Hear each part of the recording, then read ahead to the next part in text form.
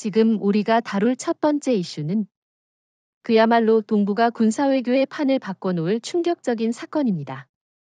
필리핀 정부가 한국의 남중국해 내 자원 채굴과 도서 방어 체계 구축을 동시에 허용한 특별 협정을 체결했다는 겁니다. 여러분, 이건 단순한 경제 계약이 아닙니다.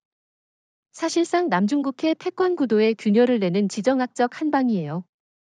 정확히 말하면 미국 이외의 영유권 국가에게 이 정도 수준의 자원 채굴 및 군사 시스템 설치를 허가한 건 필리핀 역사상 최초입니다.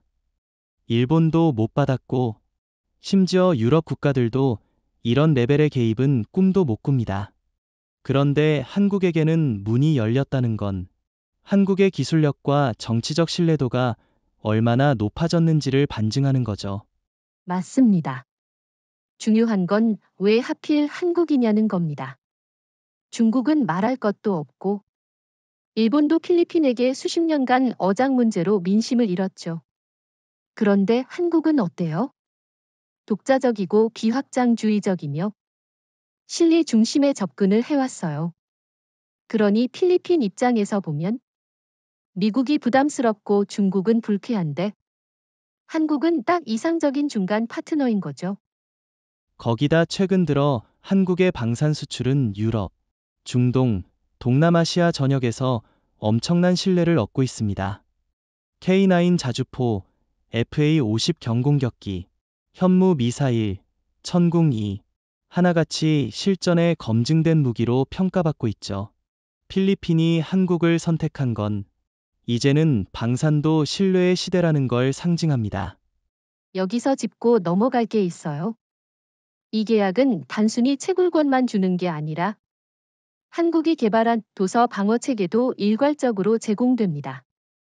즉, 한국은 군사적으로는 레이더, 전자광학 탐지, 단거리 미사일, 무인 정찰기까지 패키지로 들어가는 거예요.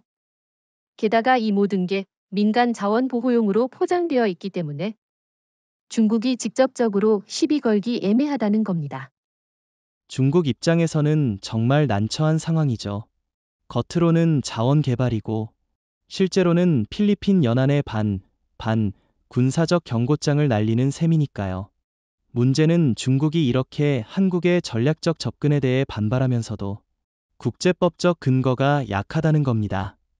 UNCLOS 상으로는 완전히 필리핀 EEZ, 배타적 경제 수역 내에서 이루어지는 일이기 때문에 중국이 함부로 건드렸다간 역풍을 맞을 수 있어요. 게다가 이건 단발성 협정이 아니라는 점도 주목할 필요가 있어요. 이건 시작일 뿐입니다.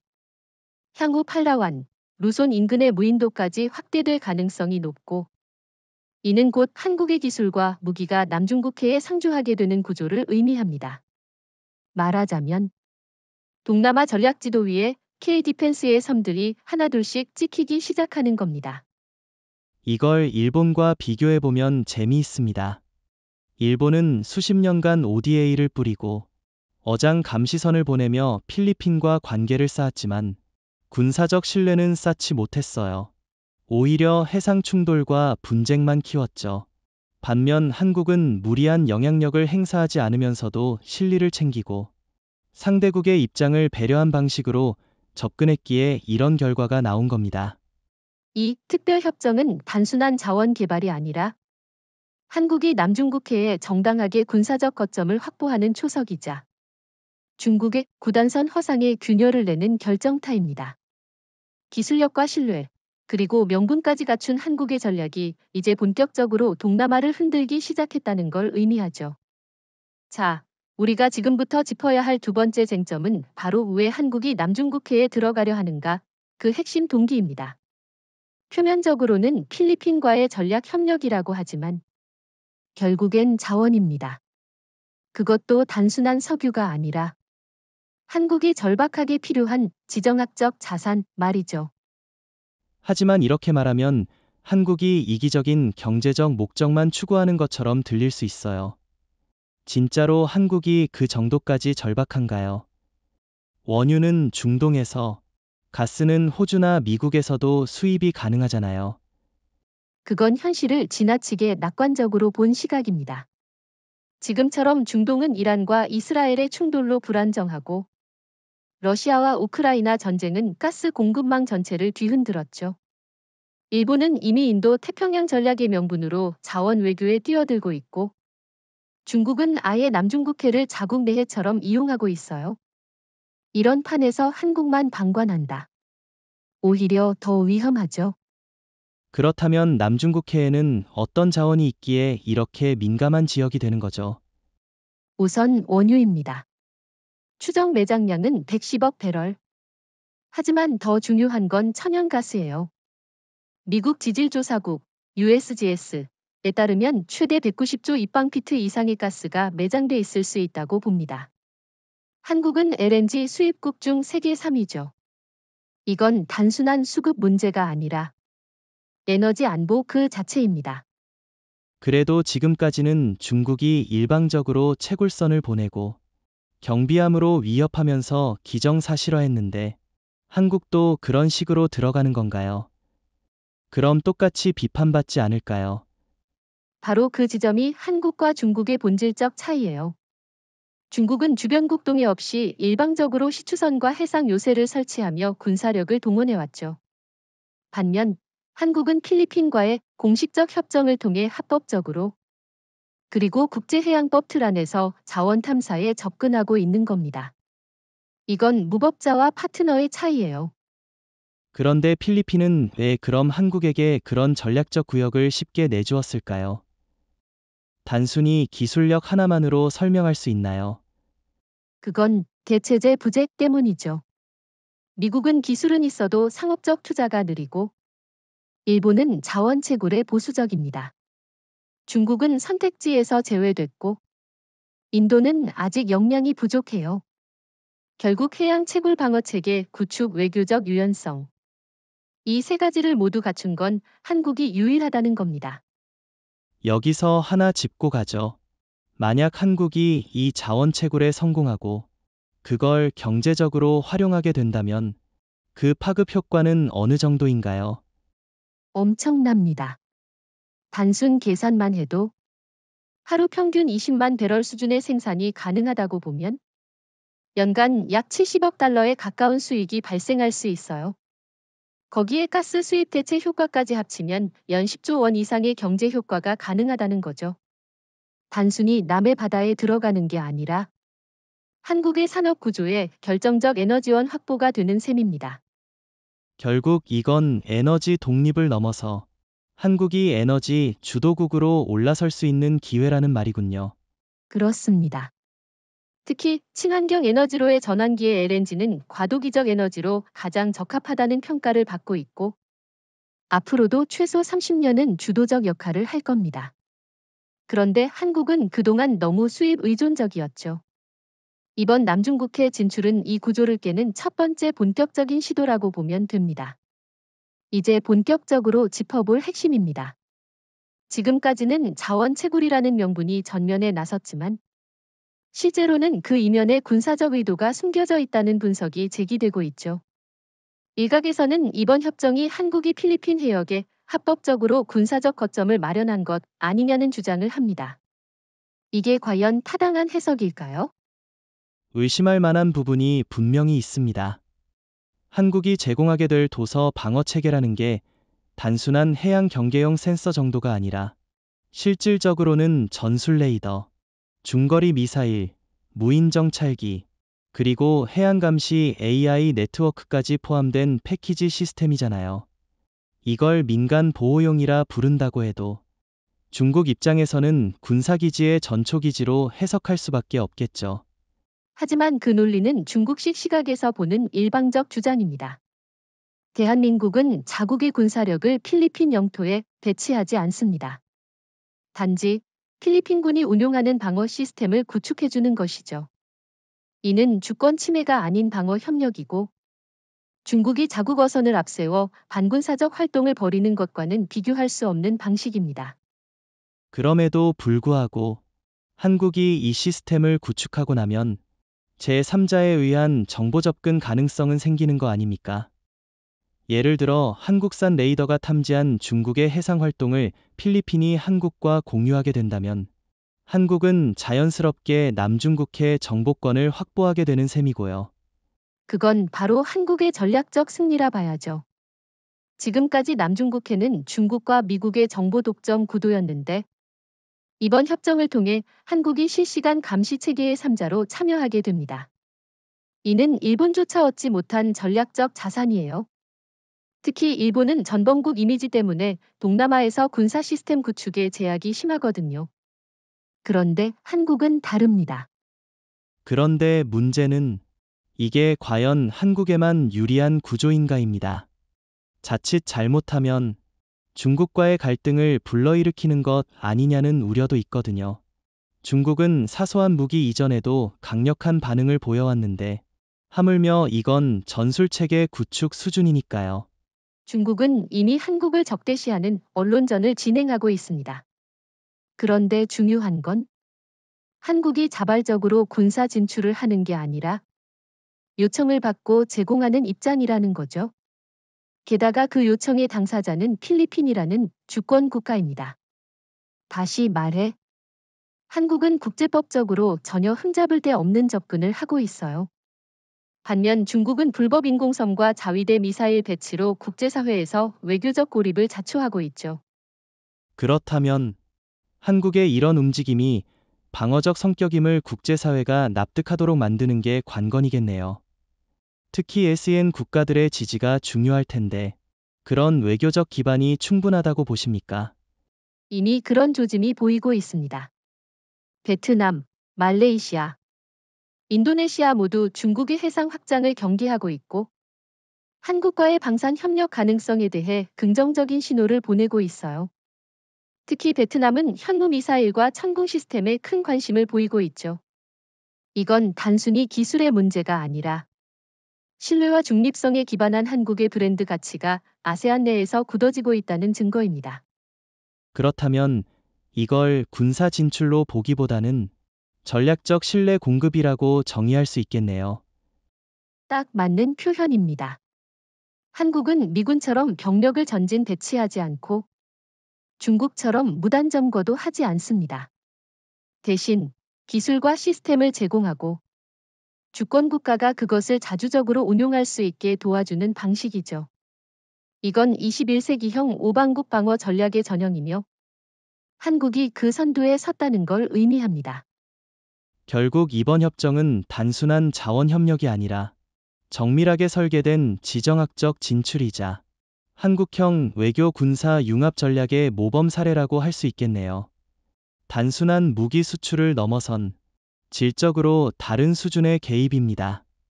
지금부터는 조금 더 구체적인 무기체계 이야기를 해보죠. 필리핀이 한국과의 협정하에 도서 방어 체계를 도입하겠다는 건 이미 밝혀졌고 이제 관심은 어떤 시스템이 실제로 팔라완과 같은 전략 요충지에 배치될 것이냐는 겁니다. 단도직입적으로 말하면 천궁 2, L3, 그리고 한화 시스템의 레이더가 유력합니다. 그런데 그게 정말 현실성 있는 시나리오인가요? L3은 사실상 고고도 요격 시스템인데 과연 필리핀이 그 정도의 위협 환경을 가지고 있느냐는 의문이 있어요. 중국이 남중국해에서 대대적인 미사일 공격을 가할 거라는 전제 자체가 너무 나간 것 아닌가요? 그건 오히려 위협을 과소평가하는 시각입니다.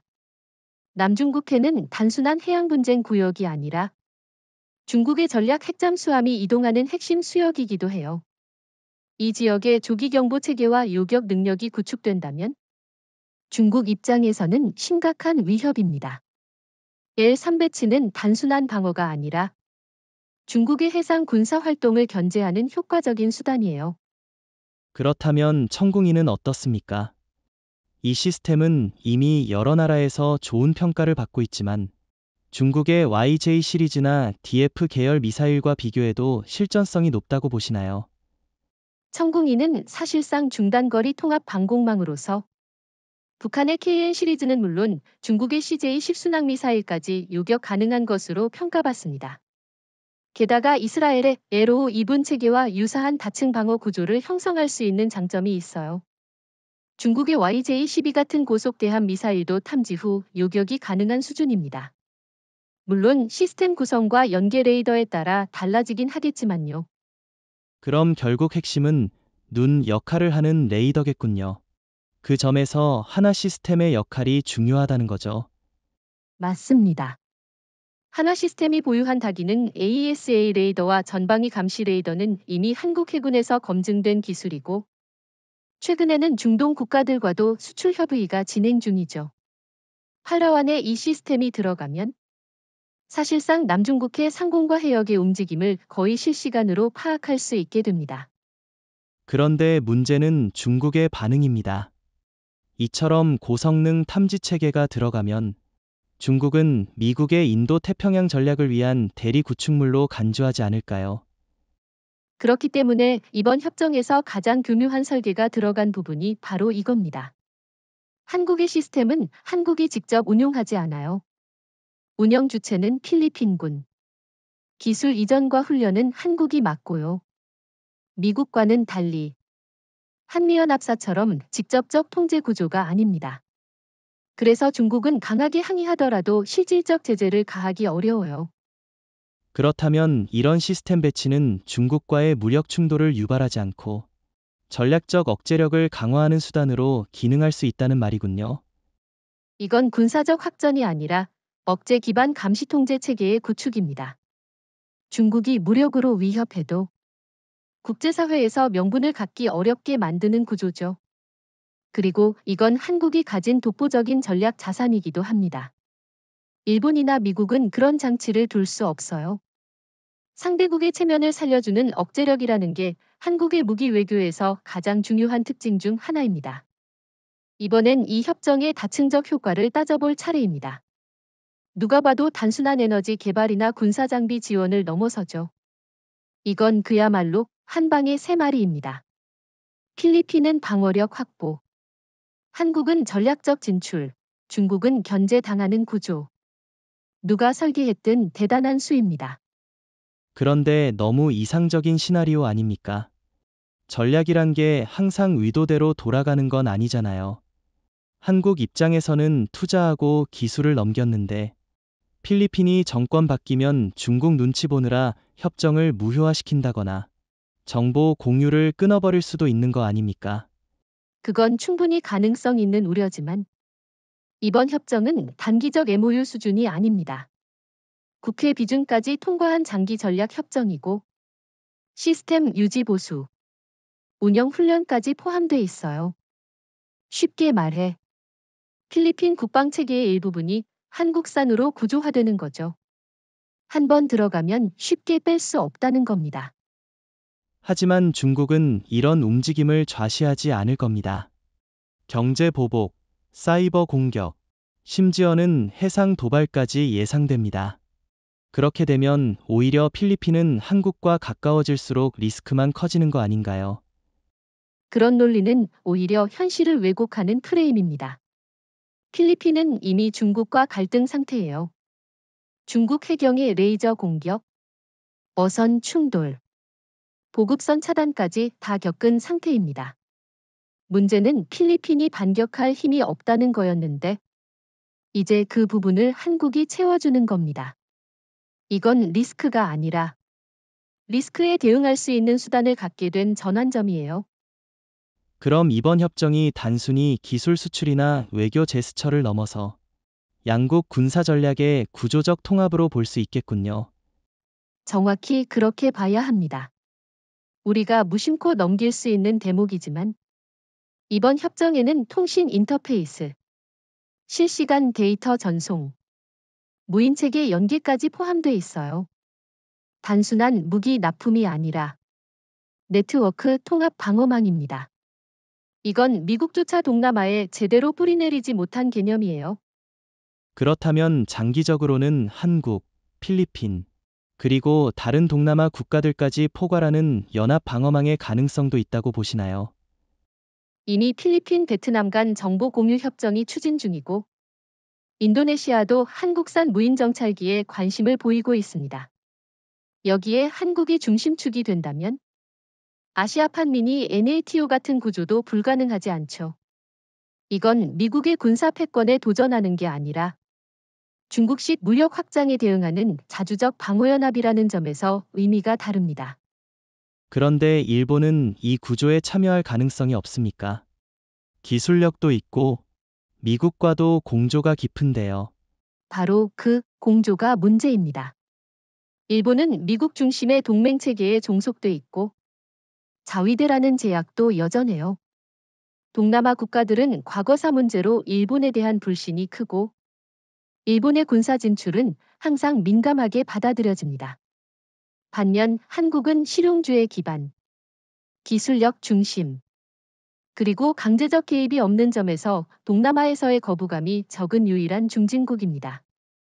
결국 한국은 이번 협정을 통해 자원외교, 방산외교, 그리고 전략외교까지 삼각축을 다 잡은 셈이네요. 이건 단순한 외교적 승리를 넘어서 지정학적 프레임을 다시 쓰는 사건 아닙니까? 미국과 중국 사이에서 줄타기하던 필리핀은 세 번째 옵션을 선택했고 한국은 그 기회를 놓치지 않았습니다. 기술력과 신뢰, 그리고 전략 설계 능력을 모두 가진 한국만이 가능한 수였죠. 한 방에 세 마리. 그 어느 하나도 놓치지 않은 절묘한 포석입니다. 이쯤 되면 반드시 짚어야 할 부분이 하나 있죠. 바로 중국의 반응입니다. 협정 발표 이후 중국 외교부는 곧바로 해역 내 불법 활동은 용납하지 않겠다며 경고성 발언을 쏟아냈고 관영 언론들은 한국이 미국의 꼭두각시로 전락했다는 표현까지 써가며 날을 세웠습니다. 하지만 이 과민 반응, 그 안엔 베이징이 정말로 두려워하는 시나리오가 담겨 있습니다. 하지만 한국 입장에서도 껄끄러운 부분 아닌가요? 어쨌든 중국은 한국의 1위 무역국이고 수많은 경제적 이해관계가 얽혀 있는데 이런 반발이 격화되면 결국 우리 기업이 피해를 보는 거 아닙니까? 그건 과거식 사고입니다. 지금 한국은 수출 다변화를 본격적으로 추진 중이고 반도체 방산 AI 등 핵심 분야에선 오히려 중국의 기술 종속에서 탈피하려는 움직임이 빨라지고 있죠. 반면 중국은 자국 내 소비 침체, 미국 제재, 부채 위기라는 트리플 위기 상황이에요. 이 상황에서 한국에 대한 경제 보복은 자충수로 끝날 가능성이 더 큽니다. 하지만 베이징이 단순한 경제 제재를 넘어서 해상에서의 무력 시위라든가 필리핀 해역에서의 위협적인 접근 같은 행보를 보인다면 어떡하죠? 실제로 2023년에도 중국 해경이 필리핀 보급선을 레이저로 위협했었잖아요. 맞습니다.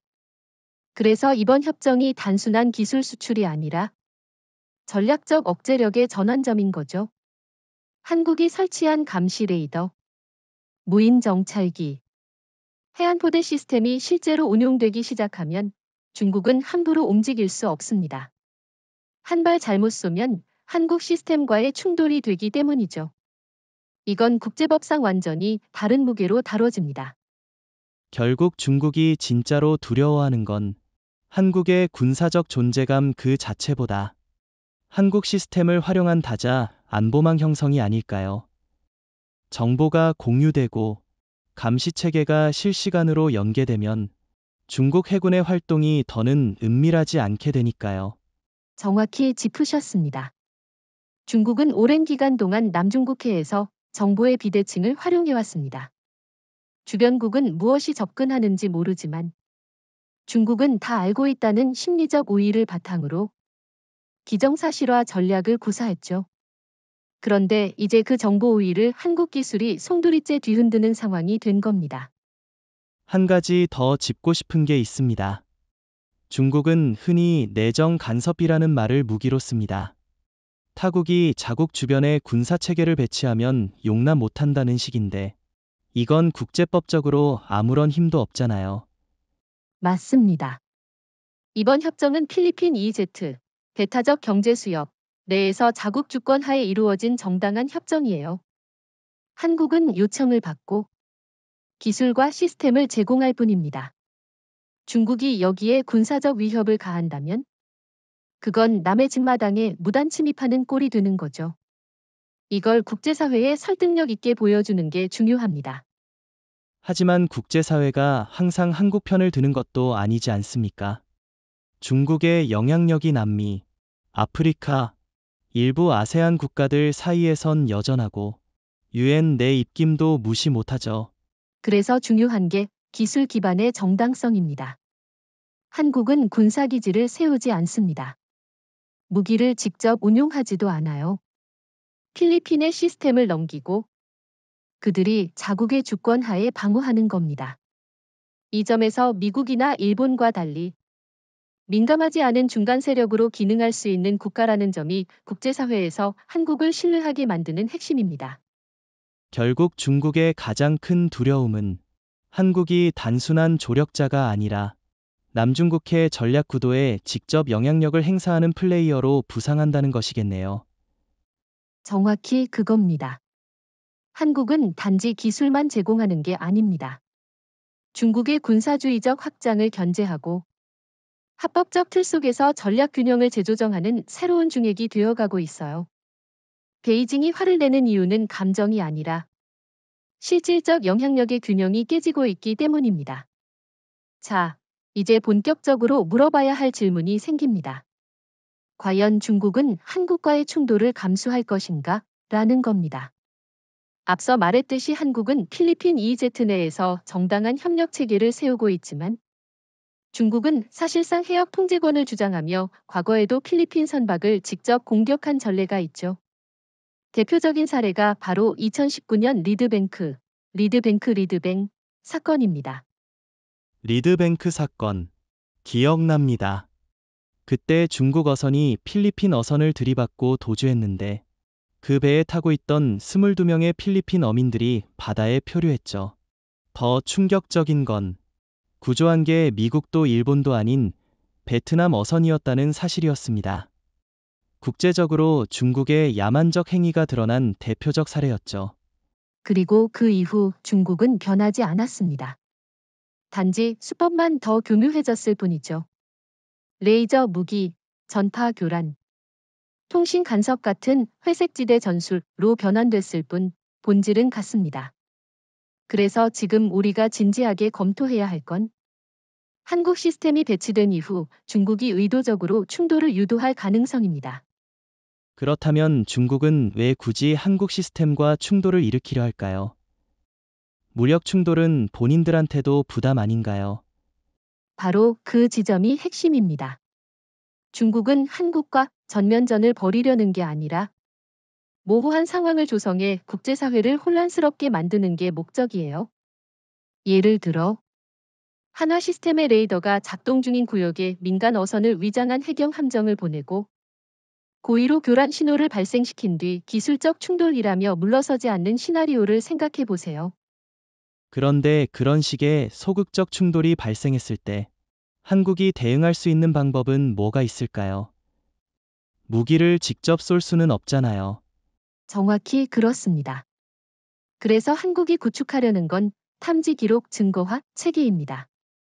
예를 들어 고성능 전자광학 장비와 AI 영상 분석을 통해 중국 해경의 위협 행동을 자동으로 기록하고 이를 실시간으로 필리핀 해군 및 동맹국에 공유하는 구조죠.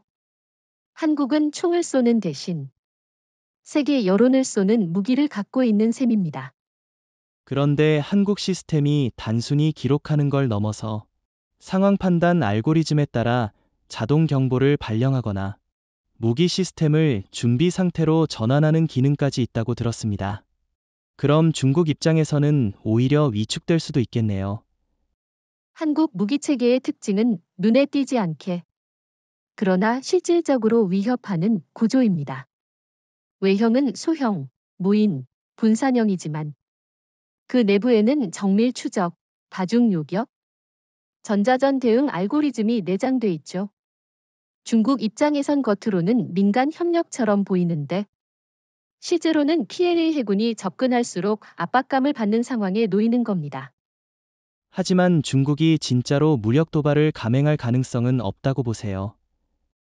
예를 들어 실수로라도 드론을 격추시킨다거나 그 가능성은 배제할 수 없습니다. 특히 PLA는 내부의 권력 투쟁이나 외교적 수세에 몰렸을 때 외부 충돌을 통해 국내 시선을 돌리려는 전례가 많았습니다. 그러나 문제는 한국 시스템을 향한 무력 도발은 단순한 해상 사건이 아니라 한 필리핀, 미국 3자 구조를 자극할 수 있는 국제적 리스크로 번질 수 있다는 겁니다. 그렇게 되면 중국은 오히려 자충수를 두는 셈이 되겠군요. 한국 시스템을 직접 건드리면 미국도 가만히 있을 수 없고 필리핀은 조약에 따라 반격 논리를 확보하게 되니까요. 정확히 맞습니다. 그래서 한국의 전략은 무력 대응이 아닌 정교한 전략적 함정입니다. 도발을 유도하지도 않지만 도발이 발생했을 경우엔 정치적 외교적으로 중국을 고립시키는 설계가 이미 포함돼 있어요. 리드뱅크의 악몽을 이번에는 중국이 직접 다시 경험하게 될 수도 있겠죠. 이제 중요한 전략적 전환점을 짚고 넘어가야 합니다. 오랫동안 미국 주도의 아시아 안보 구도는 미일 동맹을 중심축으로 했고 그 연장선에서 서울, 워싱턴, 도쿄, 삼각 구도가 형성돼 왔습니다. 하지만 이번 한국 필리핀 협정을 계기로 새로운 삼각축, 즉 서울, 마닐라, 자카르타 구상이 점점 현실로 다가오고 있다는 분석이 나오고 있습니다. 하지만 일본이 빠진 동아시아 안보 구도? 솔직히 너무 이상적인 그림 아닌가요? 아무리 일본이 과거사 문제로 동남아에서 이미지가 좋지 않다 해도 그들의 경제력과 군사 기술을 무시할 수는 없잖아요. 그게 바로 착각입니다. 일본은 지금도 동남아 국가들과 경제적 연계를 강화하려 하지만 군사 협력에선 한계가 분명합니다. 전범국 이미지, 자위대의 제약, 미군 종속 구조, 그리고 지역 국가들의 정서적 저항감까지 겹쳐 있죠. 반면 한국은 그런 제약이 없습니다. 기술은 일본 못지않고 외교적으로는 중립성과 실용주의를 유지하며 접근하고 있죠. 그렇다면 인도네시아, 자카르타 정부가 실제로 한국을 새로운 안보 파트너로 받아들이고 있다는 구체적인 움직임이 있습니까? 물론입니다. KF-21 공동개발 사업이 대표적 사례죠. 인도네시아는 한국과 5세대 전투기를 공동 개발하는 데 직접 자금을 투입했고 기술 이전을 조건으로 매우 적극적인 자세를 보였습니다. 최근에는 현무2 미사일, KAI의 수송기, 한화 시스템의 감시체계에도 관심을 드러내고 있습니다. 단순한 무기 구매가 아니라 안보 생태계 참여국으로 움직이고 있다는 신호입니다. 하지만 이런 삼각축이 현실화되려면 미국이 동의해야 하지 않나요? 미국은 여전히 일본 중심의 인도-태평양 전략을 고수하고 있는데 서울, 마닐라, 자카르타 축이 생긴다면 미국 입장에선 자기 영향력이 분산된다고 느낄 수도 있지 않습니까? 그렇기 때문에 이 삼각축은 친미 배제가 아닌 비미 종속 모델로 접근하고 있어요. 다시 말해 미국의 전략에 협조하되 현지 국가들의 자율성과 협상력을 높이는 방향입니다. 특히 한국은 주한미군 기반 하에 독자적 전략 능력을 강화해왔고 이걸 동남아에 응용하고 있는 겁니다. 미국 입장에서도 일본 외 대안이 필요하다는 인식이 커지고 있는 상황에서 한국이 중간 매개로서 이상적일 수밖에 없습니다. 그래도 인도네시아는 전통적으로 중립 외교를 추구해왔습니다. 그런 나라가 명확한 안보 동맹 구조에 들어오려 할까요? 맞는 지적입니다. 그래서 한국이 제시하는 건 동맹이 아니라 기술 기반의 안보 연계입니다. 예를 들어 한국이 구축한 감시 시스템을 인도네시아와 연결해주면 남중국해에서 필리핀을 지나는 항로와 남쪽 말루크 해역을 함께 감시하는 구조가 생기죠. 이건 정치적 동맹이 아니라 정보 공유 기반의 네트워크형 안보 구조입니다. 중립국도 부담 없이 참여할 수 있는 모델이죠. 그렇다면 이 삼각축이 갖는 전략적 의미는 단순한 협력이 아닌 중국의 해양 확장 전략에 대한 다국적 견제선 형성이라는 거군요. 중국은 남중국해에서 인도네시아 EEZ도 침범한 전례가 있고 나투나 제도 근처의 어선과 경비정을 밀어넣기도 했습니다. 인도네시아도 결코 안전지대가 아니라는 점에서 자국 주권 보호를 위해선 연계가 불가피하다는 인식이 확대되고 있는 겁니다. 그리고 그 연결고리가 한국이라는 거죠. 흥미로운 건 이 삼각축이 군사 중심이 아니라 기술 감시 통신 데이터 연계 기반이라는 겁니다. 그렇다면 전통적 군사동맹과는 완전히 다른 구조로 중국이 대응하기 훨씬 까다로워지겠네요. 이건 군사력보다 알고리즘이 더 중요한 안보 체계입니다. 한국은 전 세계에서 가장 강력한 정보통신망과 사이버 방어 기술을 가진 국가 중 하나죠. 이런 디지털 안보 인프라가 동남아 국가들과 연결되면 중국은 물리력으로 대응할 명분도 기술력으로 침투할 여지도 줄어드는 겁니다. 가장 많은 이들이 던지는 질문이 이겁니다. 필리핀이 왜 미국이 아니라 한국을 선택했는가? 단순히 방산 기술 때문만일까요? 아닙니다. 이건 단순한 무기 거래가 아니라 외교의 철학과 접근 방식의 차이를 보여주는 상징적 사건입니다. 그런데 미국은 오랜 동맹국입니다. 미 필리핀 상호방 2조약 MDTA은 아직도 유효하고 미군은 클라크 공군기지, 수빅만 해군기지를 통해 수십 년간 영향력을 행사해왔죠. 그런데 그 필리핀이 그 신뢰 높은 미국 대신 한국을 군사 파트너로 선택했냐는 거죠. 바로 그 수십 년간 영향력이라는 말에서 답이 나옵니다. 필리핀은 미국과의 관계에서 주권을 제한당한다는 피로감을 갖고 있었어요. 무기 도입조차 자율적으로 결정하지 못하고 전략 배치는 워싱턴의 승인을 받아야 했죠. 반면 한국은 자국 시스템을 제공하면서도 운용 주체는 철저히 필리핀에 맡긴다는 원칙을 지켜왔습니다. 기술은 넘기되 통제는 넘기지 않는다. 이 차이가 결정적입니다. 그런데 그 점은 일본도 마찬가지 아닌가요? 일본 역시 미국의 보조선상에서 움직이긴 하지만 동남아 외교에선 꽤 유연하게 접근해왔잖아요. 일본의 한계는 기억입니다. 과거 식민 지배의 기억, 군국주의 부활에 대한 우려, 그리고 경제만 있고 정치적 책임은 없다는 소극적 외교 행태가 여전히 존재합니다. 동남아 국가들은 일본의 투자를 환영하면서도 안보 분야에서는 심리적 거리두기를 하고 있죠. 하지만 한국은 어떻습니까? 침략의 역사도 없고 군사 독립성도 확보돼 있으며 무엇보다 이익과 체면을 동시에 살려주는 외교를 구사해왔습니다. 그렇다면 필리핀이 한국을 택한 건 실용성, 자율성, 역사적 부담 없음, 이 삼박자 조합 때문이라고 보시는군요. 필리핀은 안보 장비만 필요한 게 아니라 국내 정치적 설득력도 함께 요구되는 상황이었습니다. 예를 들어 미국이나 일본 무기를 들여오면 반미반일 여론이 즉각 반발할 수 있죠.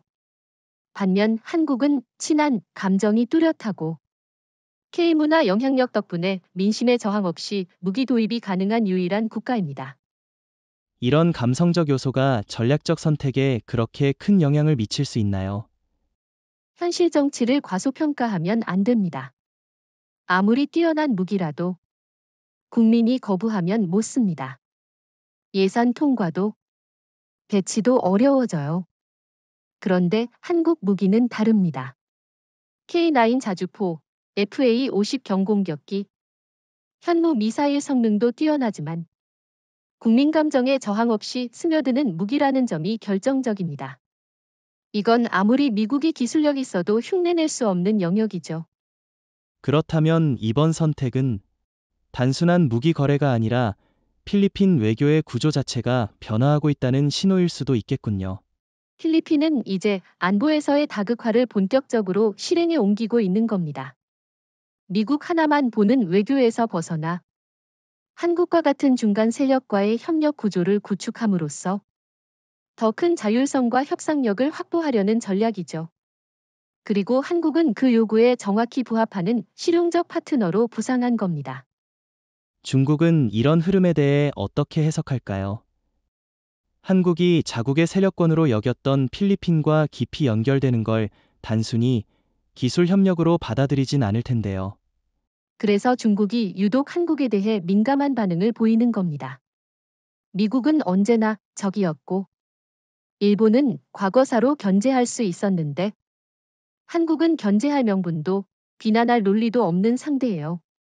기술은 넘버원급이고 외교는 조용하고 정치적 부담은 적고 이런 나라가 필리핀에 들어온다는 건 중국 입장에선 가장 피하고 싶었던 시나리오입니다.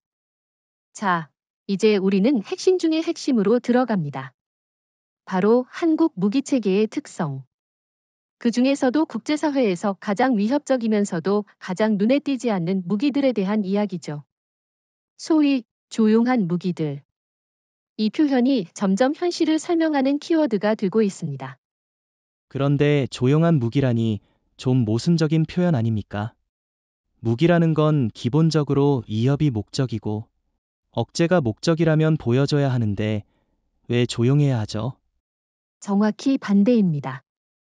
21세기형 무기체계는 보이지 않을수록 강하다는 철학으로 움직입니다. 특히 분쟁지대나 민감한 해역에서는 더욱 그렇죠. 한국이 필리핀에 제공하고자 하는 감시체계, 방어 시스템들은 공통적으로 저피탐, 자동화, AI 기반 분산 운용이라는 특성을 가집니다. 겉으로는 평범한 통신타워, 기상 레이더처럼 보이지만 실제로는 정밀 추적과 타격 지시까지 가능한 은폐형 전력인 겁니다. 예를 들면 어떤 시스템이 그렇습니까? 실제 배치될 가능성이 있는 것 위주로 말해주시면 좋겠어요. 가장 대표적인 건 한화 시스템의 복합 감시 레이더입니다.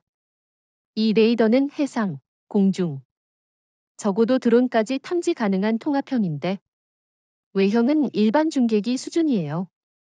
게다가 고정형이 아니라 컨테이너 모듈 형태로 운용되어 신속한 배치와 철수가 가능합니다. 이는 중국이 쉽게 좌표를 확보하고 타격하는 방식에 전면 대응되는 개념이죠. 그리고 드론은요? 한국이 세계적으로 드론 기술에서 두각을 나타내는 건 알지만 군사적 실전성과는 별개 아닌가요? 그 지적은 과거엔 유효했지만 지금은 아닙니다. 한국의 군용 드론은 이미 중동, 유럽, 동남아에서 실전 평가를 받고 있는 수준입니다.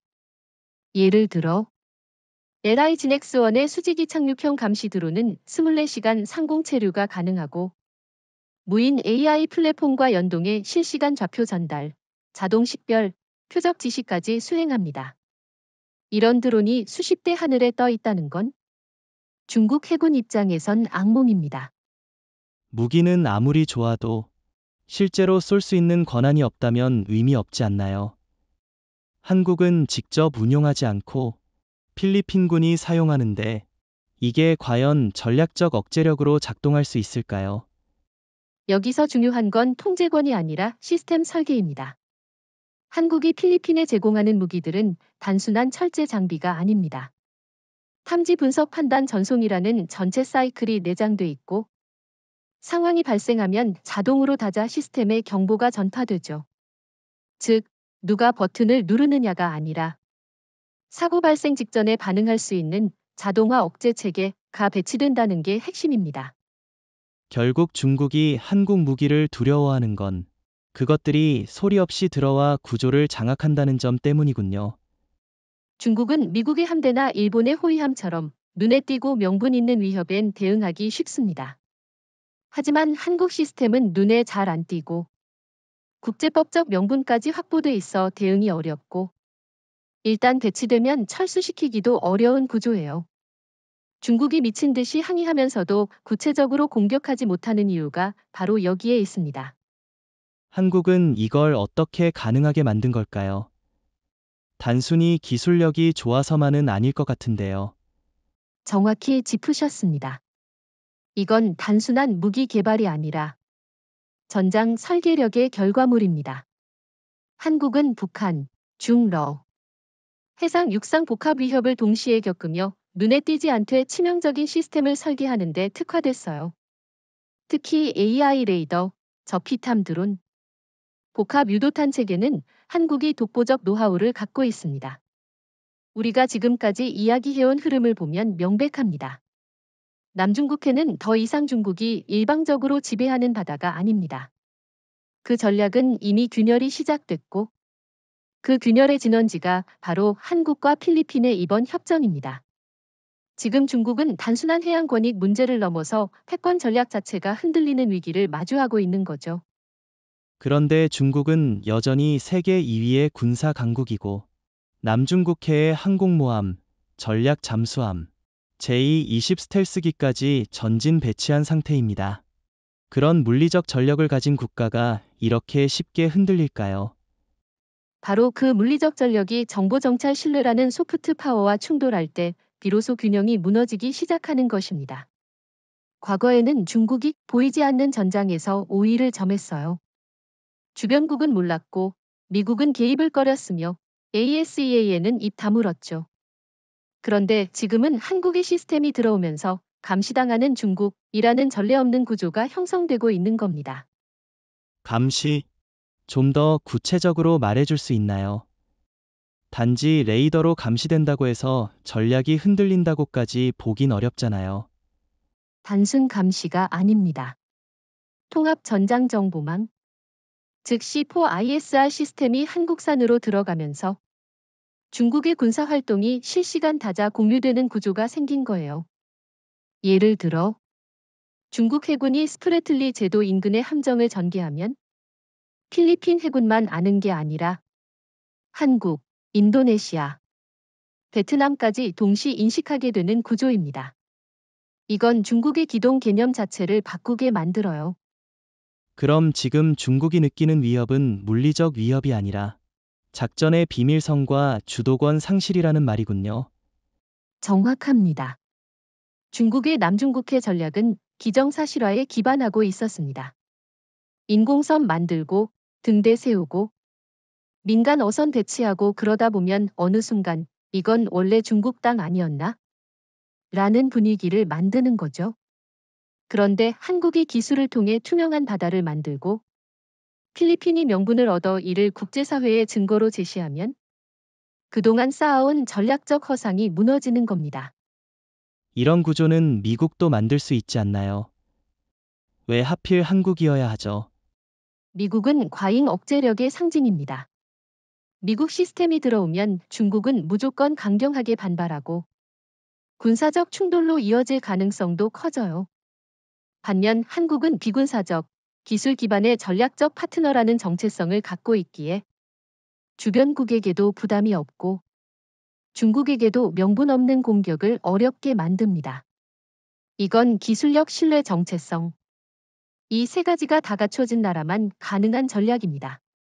중국이 만약 이 흐름을 막고 싶다면 어떤 선택지를 갖고 있을까요?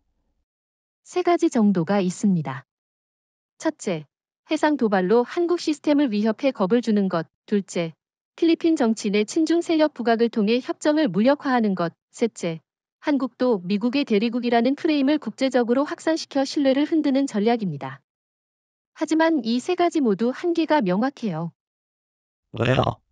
정치 공작이나 프레임 공격은 중국이 잘해온 영역 아닌가요?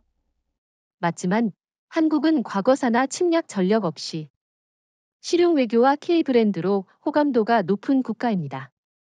게다가 시스템을 직접 운영하지 않고 파트너에게 넘기는 구조기 때문에 통제한다는 프레임도 통하지 않아요. 한국은 기술만 제공하고 선택은 현지에 맡기는 방식이라 중국이 흔들기 어려운 신뢰 체계가 구축된 겁니다. 결국 이 모든 구조가 돌아가면 남중국해는 중국이 원하는 대로 조작할 수 있는 공간에서 국제사회가 투명하게 감시하는 공간으로 바뀌는 거군요.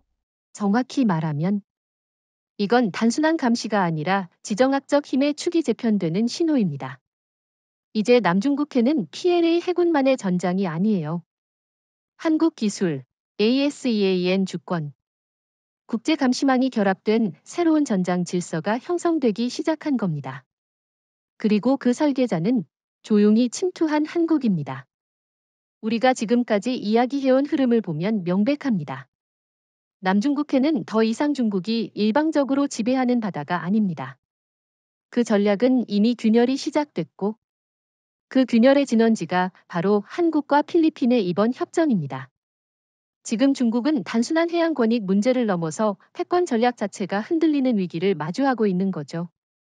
그런데 중국은 여전히 세계 2위의 군사 강국이고 남중국해의 항공모함, 전략 잠수함, 제2-20 스텔스기까지 전진 배치한 상태입니다. 그런 물리적 전력을 가진 국가가 이렇게 쉽게 흔들릴까요? 바로 그 물리적 전력이 정보 정찰 신뢰라는 소프트 파워와 충돌할 때 비로소 균형이 무너지기 시작하는 것입니다. 과거에는 중국이 보이지 않는 전장에서 우위를 점했어요. 주변국은 몰랐고 미국은 개입을 꺼렸으며 ASEAN은 입 다물었죠. 그런데 지금은 한국의 시스템이 들어오면서 감시당하는 중국이라는 전례 없는 구조가 형성되고 있는 겁니다. 감시. 좀 더 구체적으로 말해줄 수 있나요? 단지 레이더로 감시된다고 해서 전략이 흔들린다고까지 보긴 어렵잖아요. 단순 감시가 아닙니다. 통합 전장 정보망, 즉 C4ISR 시스템이 한국산으로 들어가면서 중국의 군사 활동이 실시간 다자 공유되는 구조가 생긴 거예요. 예를 들어 중국 해군이 스프래틀리 제도 인근의 함정을 전개하면 필리핀 해군만 아는 게 아니라 한국, 인도네시아, 베트남까지 동시 인식하게 되는 구조입니다. 이건 중국의 기동 개념 자체를 바꾸게 만들어요. 그럼 지금 중국이 느끼는 위협은 물리적 위협이 아니라 작전의 비밀성과 주도권 상실이라는 말이군요.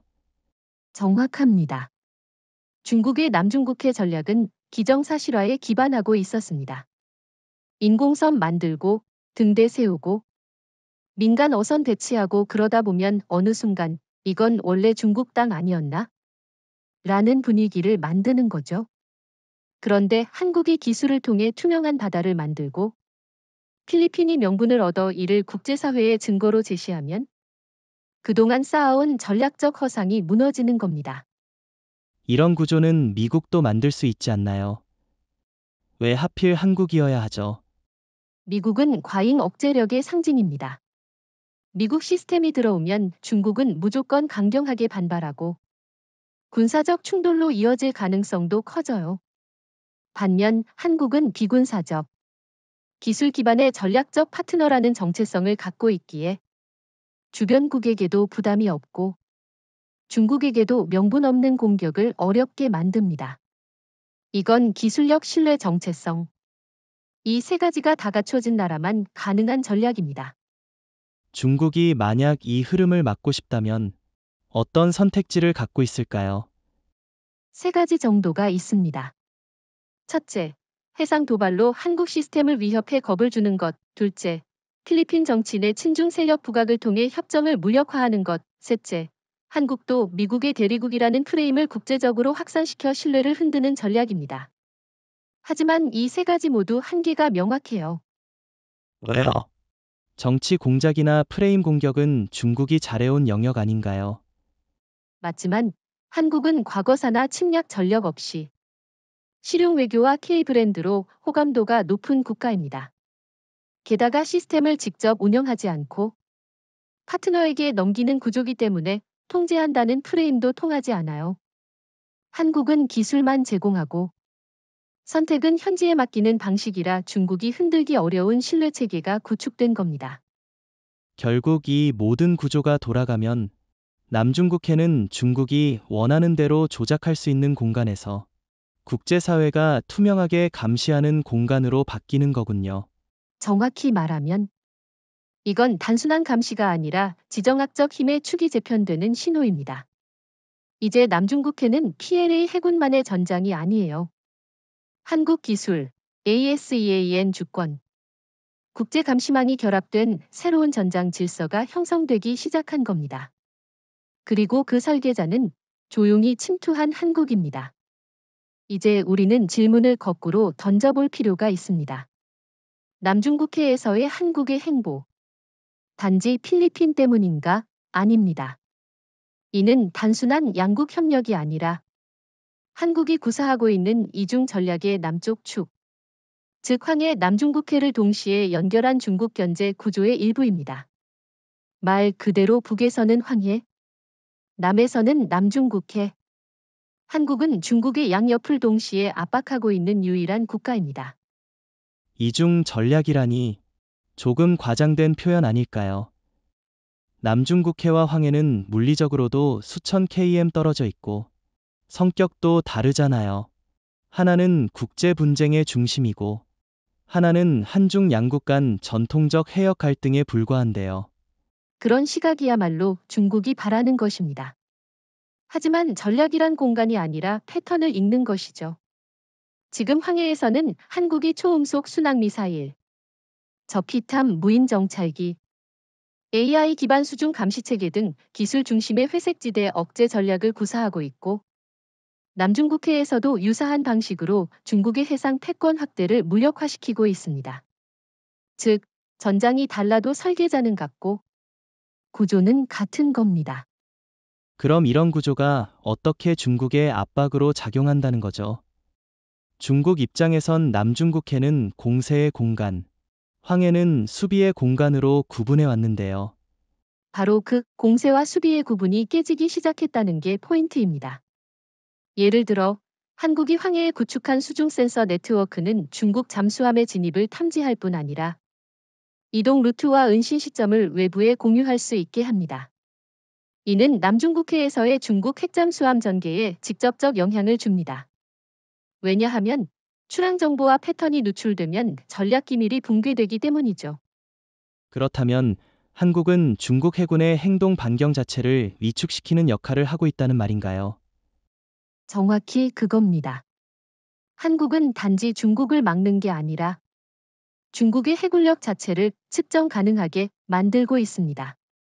해군은 보이지 않을 때 무섭습니다. 그런데 한국의 기술이 그것을 보이게 만들고 동맹국들과 공유되기 시작하면 중국은 더 이상 은밀한 전개가 어려워지고 전략적 기동성 자체가 축소되는 거죠. 그런데 이건 미국이 해온 역할 아닌가요? 한국이 이런 역할을 한다고 해서 중국이 그리 민감하게 반응할까요? 오히려 미국보다 더 불편할 수 있습니다. 미국은 항상 존재감을 드러냅니다. 항공모함, 정찰기, 위성 그들은 감시하지만 동시에 존재를 과시하죠. 그러나 한국은 달라요. 존재는 숨기고 감시는 더 깊게 들어갑니다. 더구나 비군사적 명분을 내세운 정찰과 방어 체계이기 때문에 중국은 명분상 반발하기도 어려워요. 이런 상대가 양쪽 바다에서 동시에 움직인다면 중국은 심각한 전략 피로도를 느낄 수밖에 없습니다.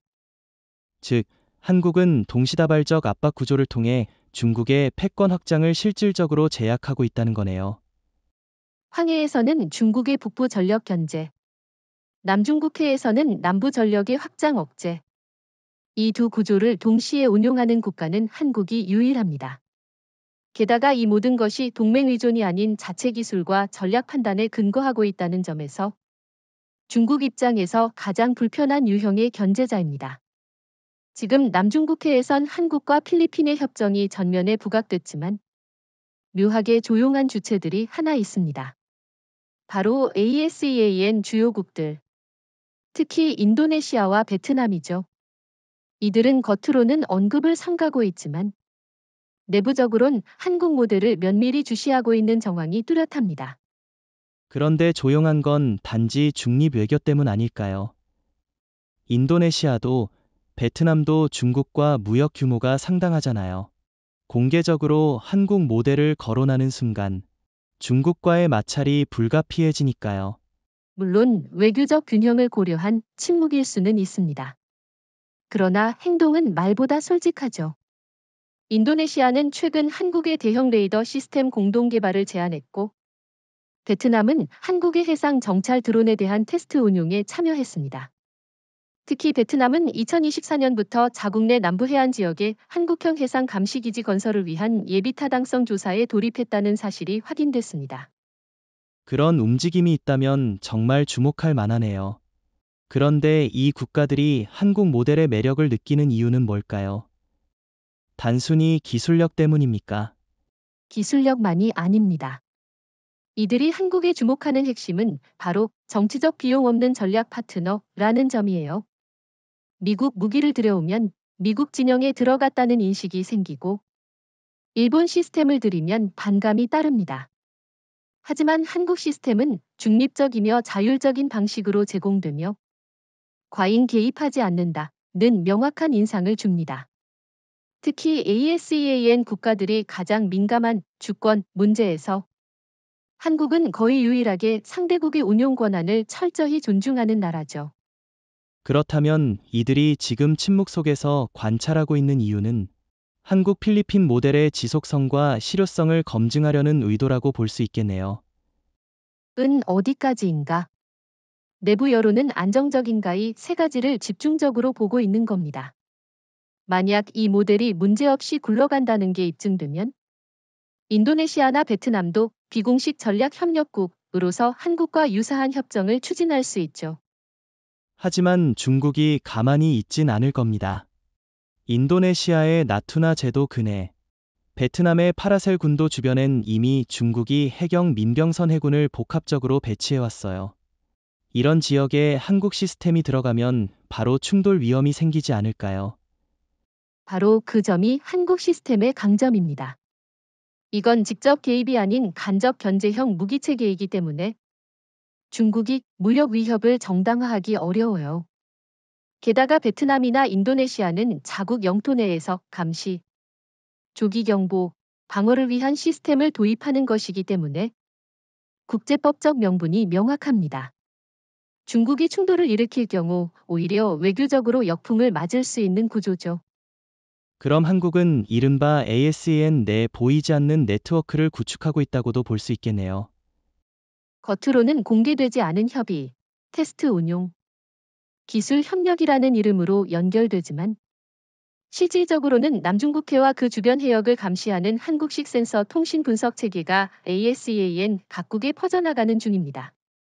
이건 기존 미국 중심의 군사연합과는 전혀 다른 자발적이고 기술 중심의 안보 연대입니다. 이제 마지막으로 되짚어봐야 할 본질은 명확합니다. 이번 필리핀과의 협정은 단지 무기 수출, 방어 체계 구축, 자원 협력이 아니라 한마디로 말해 한국이 해양 질서를 다시 쓰고 있다는 증거입니다. 그리고 이 변화의 중심엔 탱크도 항모도 아닌 기술과 신뢰라는 두 축이 자리 잡고 있습니다. 하지만 질서를 다시 쓴다는 말은 굉장히 큰 표현입니다. 과연 한국이 지금 그런 영향력을 가졌다고 볼 수 있을까요? 아직 미국이나 중국, 심지어 일본조차 이 지역에서 주도권 경쟁 중인데요. 바로 그 경쟁에서 유일하게 기술력과 외교력 모두 갖춘 제3세력이 한국입니다. 미국은 강하지만 부담스럽고 중국은 영향력 있지만 신뢰를 잃었고 일본은 경제는 앞서지만 정치적 저항이 심하죠. 그런데 한국은 위협이 되지 않으면서도 실질적 도움을 줄 수 있는 국가로 자리매김하고 있어요. 특히 방산 기술이 외교 수단이 되는 시대. 한국은 무기를 팔기 위해서가 아니라 질서를 설계하기 위해 움직이고 있는 겁니다. 그럼 이번 필리핀 모델은 일종의 해양 전략 플랫폼이라고 봐야 할까요? 단순한 계약을 넘어선 장기적 구조 설계라는 의미로요. 정확히 그겁니다. 하나의 계약이 아니라 하나의 틀을 심은 것입니다. 레이더부터 드론, AI 분석, 위성 연동까지 K-디펜스 네트워크의 분산형 실험지대가 남중국해에 설치된 셈이죠. 이건 향후 베트남, 인도네시아, 말레이시아까지 연계된다면 단순한 시스템 수출이 아니라 질서와 감시, 규범이 결합된 기술 패권 모델로 자리 잡을 수 있습니다. 그런데 중국 입장에선 이건 미국보다 더 불편할 수 있겠네요. 왜냐면 미국은 명백히 견제 대상이고, 일본은 외교적 선 넘기가 쉬운데, 한국은 명분도 있고, 논리도 있고, 기술까지 있으니까요. 바로 그 지점이 이번 협정의 가장 혁명적인 부분입니다. 한국은 전통적 패권국이 아님에도 불구하고 기술과 신뢰만으로 패권에 영향을 주는 설계자로 움직이고 있어요. 여기에 눈에 띄지 않는 억제력, 책임 있는 개입, 수요국 중심 구조라는 요소들이 결합되면 중국은 어떤 프레임도 쉽게 덮어씌울 수 없습니다. 공격할 수 없는 구조야말로 가장 강력한 전술이죠. 그럼 한국은 사실상 해양 규범의 소프트 리더로 떠오르고 있는 건데, 그 다음 수순은 무엇이 되어야 할까요? 단지 필리핀에 그칠 수는 없을 텐데요. 맞습니다. 이제 필요한 건 연결입니다. 한국은 각국에 퍼뜨린 기술 기반 시스템을 상호 연계하고 정보 공유 프로토콜을 표준화하며 대응 절차를 다자화해야 해요. 그렇게 되면 단순히 무기나 감시 체계가 아니라 해양 위협에 대한 공동 대응 플랫폼, 다시 말해 아시아판 NATO 아닌 아시아판 AI 해양 안보 네트워크가 형성될 수 있습니다. 그리고 그 표준을 만든 국가는 바로 대한민국이 되는 거죠.